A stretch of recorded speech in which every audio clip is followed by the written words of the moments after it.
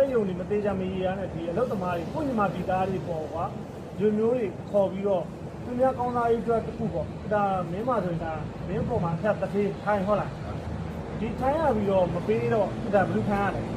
မင်းခံရတယ်ဟုတ်နော်မင်းခံရတာကွာမင်းပြောက်လည်းခံရတာမဟုတ်မင်းတော့မှအကုန်လုံးကညီမပြည်သားတွေသူတို့ကမိသားစုတွေနဲ့ဟုတ်တယ်နော်ကိုချင်းစာစိတ်ရှိပြီလားအခုဒီလိုမျိုးဖြစ်တော့ရှိပြီနော်โอเคပါသိသိကားလေကားနဲ့ဆောင်းနဲ့သိထားနော်မနေ့က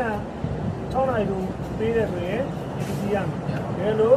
ဒီအလုပ်သမားတွေပတ်သက်အောင်မပေးရင်မကြည့်မရှင်းဒီ passport တွေကားတွေတော့မပေးသေးဟုတ်တယ်နော်ဒါရဲစခန်းမှာအကုန်လုံးထွက်ဆိုတာဟုတ်တယ်နော်ဒါအခုဒါအမှုလုပ်တာဟုတ်လားနောက်ကျရင်ဒီလိုမျိုး